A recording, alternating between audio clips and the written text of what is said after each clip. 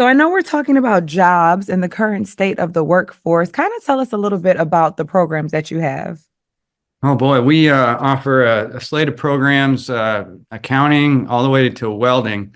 I keep saying I want to add zoology so I could say A to Z. We haven't got there yet, but soon enough. Yeah, so Okay. anything you can think of, IT, healthcare, business sector, we have a full slate of programming. Okay. So how does HCC collaborate with local businesses to ensure your program meets industry needs? Yeah, all of our programs are specifically they're pushed by industry. So they inform our curriculum. They advise us on the equipment that we need. They tell us how many jobs that they have that they want us to produce students for. So we're directly aligned with industry in all facets. Okay. And which industries in Texas are experiencing the most significant growth, and where are these job openings? So the biggest two I would say are technology and healthcare. Healthcare is booming. You know, we have the largest medical center in the world here, and the need for skilled workers in healthcare is huge. Yeah. The second one is obviously technology because it's driving everything we do in every sector.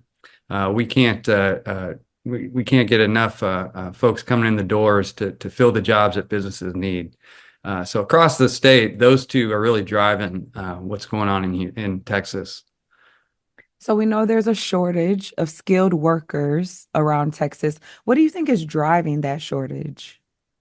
Well, one, every sector is seeing job growth right now. So because of that growth, basically the worker is getting to choose the sector and in many cases the salary that goes with that sector on their own. The other thing is that the rapid growth in jobs has left an awareness issue out there. So folks don't know of the many jobs that exist. They think of the typical ones, doctor, lawyer, firefighter, et cetera. They don't get into the weeds a little bit, and it's incumbent upon both the college and then the employers to kind of get the word out about those more specialized jobs. Okay. And what is the employment rate for Houston Community College graduates in these fields? Well, our employment rate, our placement rate sits at around 92 to 95% given each year. We are definitely, if students leave one of our workforce programs, they're finding jobs, and generally they're really good jobs. So the placement rate is pretty high year over year. Okay. If somebody wanted to know, what would the salaries be for these graduates in these fields? What are like the starting salaries after they graduate? It depends on the program, but typically a graduate will leave making anywhere between 50 and 70,000. One of the programs I like to talk with most about is our drafting program. We have a drafting program that only lasts one semester, and a couple years ago, we looked at the results of the drafting program, and students that were just 5 years out were making $113,000. Wow. 8 years out, $127,000. So that's, I mean, for a one semester of coursework, that's an awesome job. I would say so. I would say so. That's wonderful. Talk a little bit about this bachelor's degree in AI. I heard you guys have a new bachelor's degree in AI. Tell us about that program. Yeah, we just launched it this fall. It's the first community college in the nation to have a bachelor's degree in AI and robotics. It is a applied skilled bachelor's degree, so students do a lot of hands-on projects. Um, it's obviously a 4 year degree. The students can get in and out of college and with a strong degree for $12,000, less than $12,000. So it's a really strong opportunity for students. And I mean, everything you see in the news right now is about AI and machine learning. So they're going to get a job.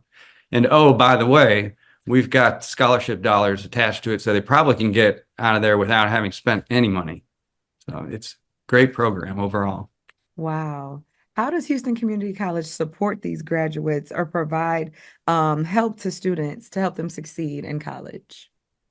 Yeah, we've got a lot of different supports that are available to students. Obviously we have a career service to help them get out the door once they graduate. But before that, we've got a food pantry at every campus, and believe it or not, We just had a huge shipment from the food bank the other day, and there were several students that are walking in as the pallets were coming in. So we know the needs there. We offer a full slate of advising and a full slate of counselors. They meet with the students every year, at least 3 times a year, and make sure that they're on track. So there's plenty of support, and then the faculty have a direct line to provide students support as well. Okay. And last question, are your courses flexible? You know, the average person, the average adult may be working 2 jobs, 3 jobs in some cases. Do many of your students work other jobs while taking classes? Do you know? They do. Okay. The bulk of our students are part-time students. In fact, most of our students are part-time students that are working a second job, and they definitely need a leg up in some way. So they're either trying to upskill from where they're at, or change their careers, or just get through their college. We used to have a saying when I was at the workforce board is, you get trained, you get a job, get more training, get a better job, and I think a lot of our students are on that path. Wow. So those courses are flexible for the working person. Definitely. Weekends, nights, that we have all sorts of courses available at different times. And Okay. I didn't mention online. So we have online courses. In fact, that's a bulk of the courses that are available that students take. They fill those classes up, I mean, almost instantly. Yeah. Okay, wonderful. Thank you so much, Mr. Michael.